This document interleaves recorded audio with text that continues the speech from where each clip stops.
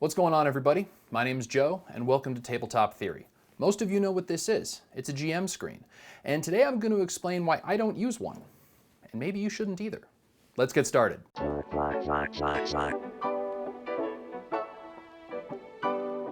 Fun fact, I have a master's degree in education with a focus on mental health counseling. I believe that tabletop role-playing games have a huge positive benefit for the people that get to play them and the people that are involved in the hobby. As I started studying some of these counseling techniques, I started to come to the realization that a lot of these mental health techniques have a lot in common with good storytelling techniques, and I'd like to go over one of them today. So in a tabletop role-playing game, there can be a pretty clear power dynamic between the players and the storytellers. The players exist in the world, and the storyteller knows everything there is about that world and runs everything in that show, basically functioning, if you want to use the term, as a god. There is something to be said about a storyteller who knows what they want to accomplish inside of a campaign. They might have goals for their characters, goals for their villains, goals for the societies their players are interacting with. But if you're not giving your players the agency that they need in order to explore the world you've created, then the power dynamic exists where the storyteller is the one who makes all the decisions and the players don't necessarily get to enjoy everything that exists. Sometimes people going into counseling can have a similar expectation. The idea that the counselor, like a medical doctor, knows a lot more about what's going on inside them than they do.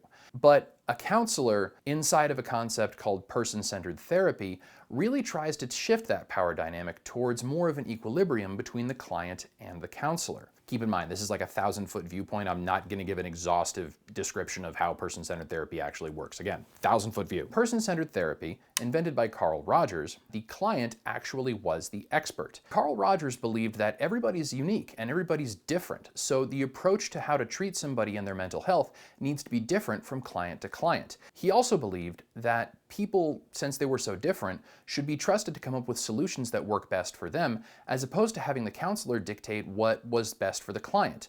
Because the client is the one who knows the most about their lives, and the counselor is really just there to help ask questions and help to develop some solutions that the client will eventually, Carl Rogers believed, come up with on their own.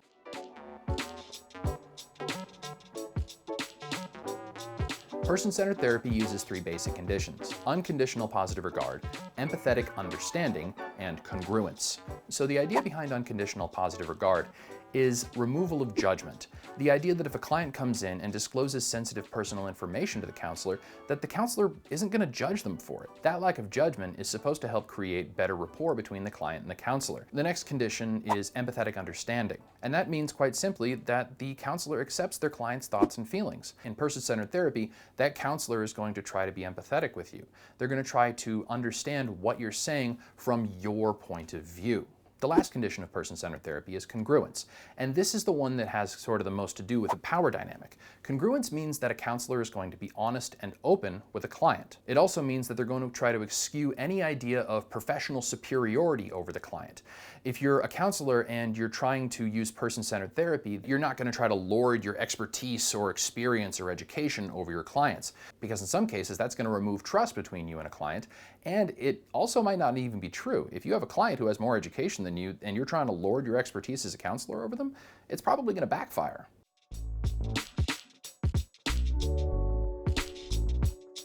So what the heck does all of this have to do with storytelling? I wanted to take a minute to try to break down those three conditions and see how they might apply to storytelling. So starting with unconditional positive regard, try not to judge your players.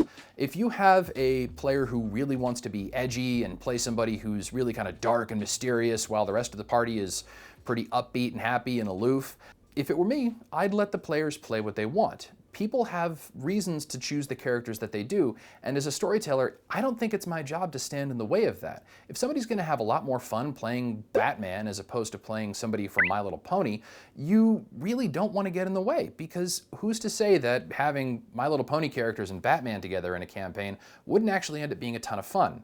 Wow, that's actually kind of a weird idea. I need to try that. The players that you have at your table are going to know best about what's fun for them. So the idea of unconditional positive regard means that as a storyteller, you get to be encouraging of their ideas.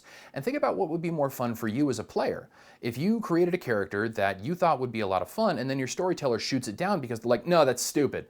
That's not fun for you. And why would you really want to be involved in a party like that? The idea being that as a storyteller, You get the opportunity to be encouraging to every player at your table. And while you might not necessarily agree with some of the characters that your players create, that doesn't necessarily mean that those are any better or worse than the characters that you would play. So let's talk a little bit about empathetic understanding. This one's a little bit different because it can seem pretty similar to unconditional positive regard, but I think it actually has a little bit more to do with free will.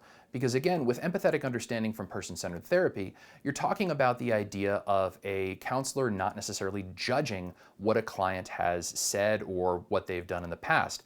If your players start to make decisions that you would never do or you wouldn't agree with, you really don't need to stand in the way of bad or different decisions. If you consider them as a storyteller to be bad, you maybe want to think about why you consider them to be bad. Are they bad because they're not efficient, or are they bad because that might get the player killed? If a player makes a choice that you don't necessarily agree with, no, you're playing your paladin all wrong. No, that werewolf would totally not do that. Take a step back and let the player play how they want to. Again, the player is the one that gets to play the character and have fun with them. Coming down to the idea of who in that relationship has the power is really something that you might get to examine when you're trying to understand what empathetic understanding actually involves at your table. Your players want to have fun too, and if you're consistently judging them, then it's probably not very fun for them. What does all this have to do with what I talked about at the beginning, a GM screen? Well, congruence actually, I think, has a lot to do with it. Congruence is the idea of being open and honest with your clients. And I think that being open and honest as a storyteller has a lot to do with accessibility. And that's really why I don't like to use a GM screen. I think that it puts an artificial barrier between myself and my players. Think about what it actually does. It stops your players from seeing your rolls, and it stops them from seeing your notes.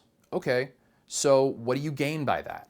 Your players don't know what you've rolled. What would it change if your players actually saw your rolls out in the open? Yeah, you might not be able to fudge rolls as well, but at the same time, it doesn't really matter. If you get to be open and honest with the outcomes of the rolls that you make against or with your players, think about how much more credibility that gives you. Think about it from another point of view. If your players all had stuff around them so that you couldn't see what they were doing, that might make you feel like your players are cheating. Because think about it, walls work both ways. If your players can't see what you're doing, then you're also hiding behind that wall. And if that's a question of confidence, then that's fine. If you want to play with a storyteller screen because it's more comfortable for you, that's fine. There's no reason not to. If you use a screen, you're not a bad storyteller. That's not what I'm saying at all. I just want to give you an opportunity to think about what it would be like if you didn't have to use it in the first place. That's all. The other idea is being open to your players and being your genuine self. If you feel like you have to put on an air of authority and real seriousness whenever you sit behind the table as a storyteller, then ask yourself, is that fun?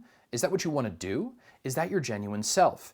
If you'd have a lot more fun actually being open and honest with your players, then maybe try to do that. If you feel like you're really flubbing a lot of rolls, tell your players. Chances are they're going to love to get that encouragement because chances are their dice are messing them up too. Dice are fickle. They're never helpful to anybody. Having that level of honesty between you and your players can really help to balance that power dynamic. If they're having a rough night and you tell them that you're having a rough night, then that level of connection just gets stronger.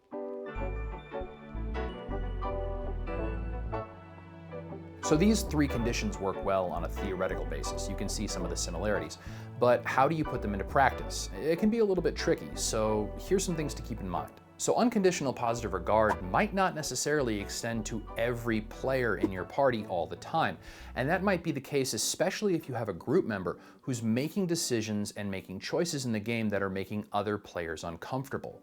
And that level of unconditional positive regard makes a lot of sense because you're going to try to view what the player is doing as positive, but at the same time, if what that player is doing is negatively affecting another player, then it's your responsibility as a storyteller to step in and try to mitigate that. It's a game. Nobody needs to feel uncomfortable whenever you're dealing with anything like this. The example that gets thrown around a lot on the internet is the idea of the edgelord who's actually putting everybody in uncomfortable situations because they're going to a darker place in the game than the rest of the party wants to. If that's the case, then it's my responsibility as a storyteller to step in either in-game or after the game or before the next game and have a conversation with that player to let them know that those choices and that behavior isn't conducive to a good time for everybody at the table. And if they're going to continue to make those types of choices, then we need to have a conversation conversation about how that's either going to change or whether or not this group is going to be the place that they want to play. That's not to be cruel, that's just to be honest about your expectations as a storyteller. If you have players that have different expectations of the types of games they want to play, then it's important that you as a storyteller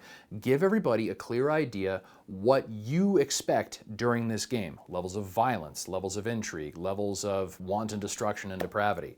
If people have an idea of what to expect from the game, then they get to determine whether or not that's the type of game they want to play. Again, honesty, creating equilibrium in the two power dynamics. Empathetic understanding can be a little bit tough to maintain, especially if you're trying to get behind the idea of what a player is trying to do. And if you don't agree with what a player is trying to do, then it can be really tough to feel empathetic for them, especially if you have a player who's making other party members uncomfortable or making you uncomfortable as a storyteller. Trying to be empathetic about that will only get you so far. And being honest about what that player is doing, I think will give you a better result in the long run, because it's a game. It's a collaborative storytelling process.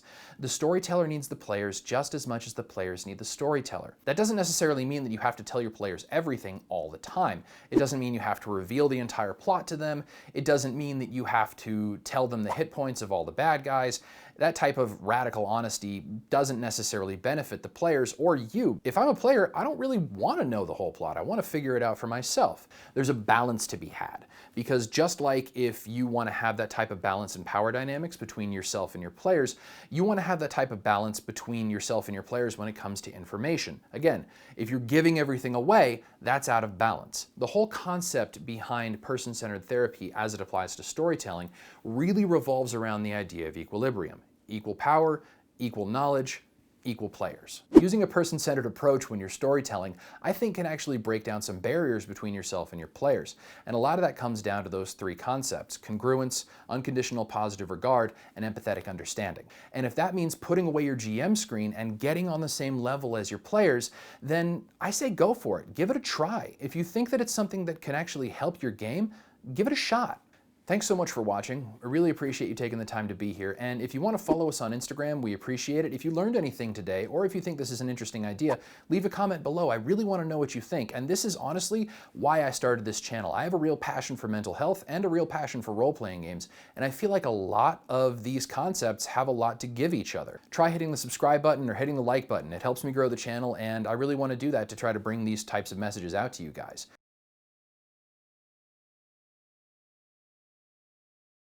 I want to take a minute to talk about being overwhelmed, because right now there's a lot going on in the world, and if you're feeling overwhelmed, that's okay. It's normal. With everything going on right now, you might feel like you have to be in a million places at once, or like you have a million things to do and there's no time to do anything for yourself. And if you want to take some time for yourself, that doesn't make you a bad person. It doesn't make you less than anybody else.